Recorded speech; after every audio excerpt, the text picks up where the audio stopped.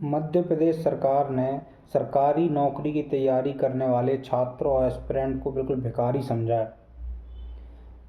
इनने जो ओबीसी आरक्षण का 27% का मुद्दा अटका था, जब सुप्रीम कोर्ट ने इनसे कहा कि हम सुनवाई रेगुलर करेंगे, तो ये एकदम से हरकत में आ गए। नहीं, हमने जो एफिडेविट दिया था वो गलती से जमा हो गया, उसकी जगह हम दूसरा एफिडेविट देंगे, हम बिना शर्त माफ़ी मांगने तैयार हैं।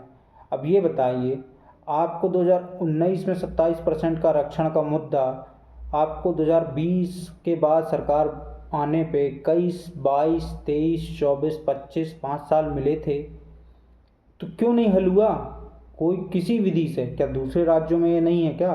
तमिलनाडु में देख लो, बिहार में देख लो, भैया इन्होंने भी 50% की बॉर्डर क्रॉस की है, इधर तो मान्य है, ठीक है, लेकिन आप नहीं कर पाए। आपको छात्रों का वोट बैंक कितना बड़ा दिखता है नहीं है। 2024 में जब 110 पद निकाले तो छात्र गुस्से में लोक सेवा आयोग के सामने धरना दिए। 90 घंटे तक भूखे प्यासे रेगुलर उन्होंने दिया। मीडिया ने पूरा कवर किया, आप पे प्रेशर पड़ा और आपने भोपाल में स्टूडेंट के प्रतिनिधि मंडल से मीटिंग की। उनकी जितनी मांगें थीं उसमें कहा कि हाँ आप उनको मानेंगे, और आपने जब कहा कि हाँ बच्चों की मांगें पूरी होगी तो बच्चे अपने अपने कमरे में जाके पढ़ने लगे बाकायदा। लेकिन 2025 के नोटिफिकेशन में 158 सीटें आई, केवल 158, ठीक है। बच्चों में कोई संगठन नहीं है, छात्रों में संगठन नहीं है, बड़ी मुश्किल लगता है उनको इकट्ठा होकर आंदोलन करने में।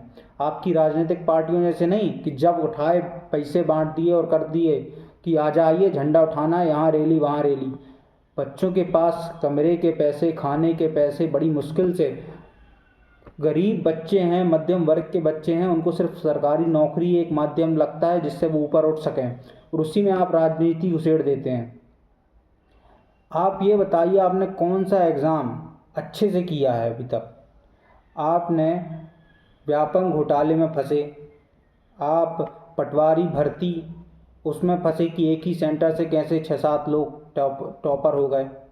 फिर उसके बाद एसएससी का आया, एसएससी में आप क्या अच्छे से उनको एग्ज़ाम सेंटर नहीं दे सके, किसी का एडमिट कार्ड में स्थान ही परिवर्तन हो गया।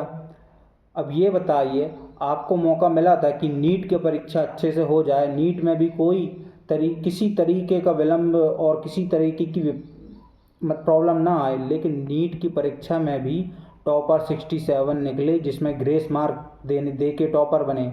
हर साल 2 या 3 बनते थे या 1 बनता था, 67 एक साथ बन गए।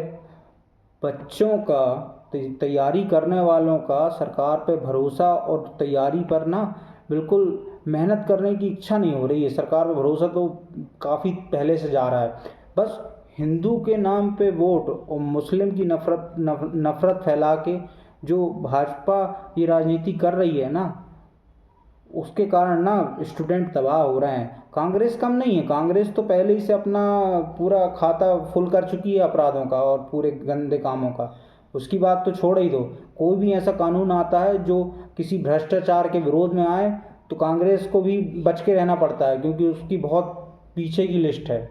ये बताइए कि आप, विपक्ष के पास मुद्दे बहुत हैं, ठीक है, उनके पास है कि हर दिन नए रेप केस मिलते हैं, उस पे मुद्दा उठाए।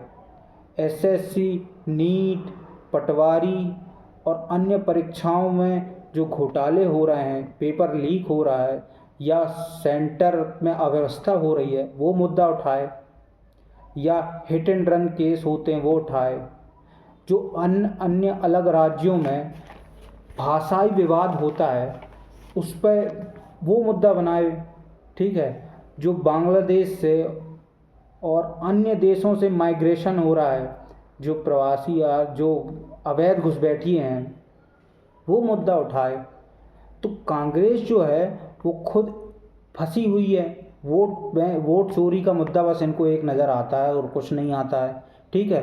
भाजपा ने तो मध्य प्रदेश में पूरा कब्जा कर लिया है। मध्य प्रदेश को ना भाजपाई राज्य घोषित कर देना चाहिए। यहाँ ना कांग्रेस का अपोजिशन सिर्फ नाम का है। वो भी इसलिए जीते थे क्योंकि किसान कर्ज माफ़ी इनने बिल्कुल बड़ी ज़ोर शोर से प्रचार किया और 2019 में इन्हें सरकार बनाई और पहला साइन किया किसानों का कर्ज माफ़। ये बताइए, आप अपने जो हैं विधायकों को और सिंधिया जी को रोक नहीं पाए अपने पास, उनको पद दे नहीं पाए, वो भाजपा में चले गए। हम लोग जो हैं अपना टाइम दे के 3-3, 4-4 साल नौकरी की तैयारी करते हैं और आप उसमें राजनीति घुसेड़ देते हैं। अब अगर यही तैयारी करने वाले स्टूडेंट राजनीति में घुस गए तो आप क्या कहेंगे? स्टूडेंट राजनीति में ना जाएं। आपने तो कह दिया कि झंडा लेके आपकी रैली में भारत माता की जय, महात्मा गांधी हमारे पिता हैं, राष्ट्रपिता हैं और अहिंसा परमो धर्म है।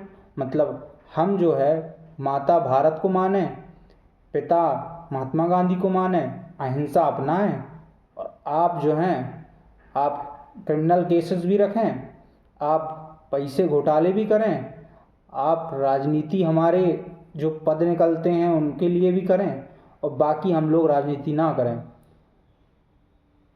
हम लोग राजनीति कर सकते हैं और राजनीति में उतर सकते हैं, बस हम लोगों में एकता नहीं है। ना ही पैसा है, ना एकता है, ना पता है, सब इधर उधर फैले हैं। लेकिन त्रस्त इतना ज़्यादा हो गए हैं ना कि इसलिए नेशनल क्राइम रिकॉर्ड ब्यूरो के जब हम आंकड़े तैयारी करते समय, मेंस लिखते समय पढ़ते हैं तो 2022 के आंकड़े बताते हैं कि कितने 13,000 स्टूडेंट ने आत्महत्या की है। और महिलाओं की तो पूछे मत, लाडली बहना योजना ये निकाल दी है। लेकिन भारत में 2021 के NCRB national crime record bureau के आंकड़े देखिए, 31,000 महिलाओं का रेप रजिस्टर्ड हुआ है, ठीक है ना। और बताइए कितने रजिस्टर्ड नहीं होते हैं, कितने नहीं होते हैं। ये सब चीज़ें कौन देखेगा? मुद्दे बहुत हैं, आप गुमराह मत कीजिए। हम पढ़े लिखे लोग हैं, हम पढ़ लिख के ही नौकरी की तैयारी करते हैं, हमको राजनीति अच्छे से समझ में आती है। और अगर हम उतर गए राजनीति में, हम ये नहीं देखेंगे कि आपने 158 पद निकाले, 110 निकाले या 200 या 300 निकाले। जो आप चुनाव के समय, चुनाव आते समय पटवारी की भर्ती निकाल देते हैं और 100-200 की जगह सीधे 300-400 सीटें निकाल देते हैं चुनाव साल के टाइम। क्या हमको समझ में नहीं आता कि आप हम लोग को फंसाने के लिए करते हैं? हमको पता है, बट क्या है ना, हमारे पास इतना पैसा नहीं है और इतना रिस्क लेने की हिम्मत नहीं है कि हम राजनीति में उतरें। वरना अगर हम यही ना मध्य प्रदेश की अकेली विधानसभा की 230 सीटों को पद मान के उस पर चुनाव लड़ें, सांसद का चुनाव, पार्षद के चुनाव में अपने अपने इलाके से जो पढ़ रहे हैं, जिनके ऊपर कोई क्रिमिनल केस नहीं है, साफ इमेज है, अच्छी जगह पढ़ाई की है, उनको उतारें तो आपको भी हराने की हिम्मत रखते हैं।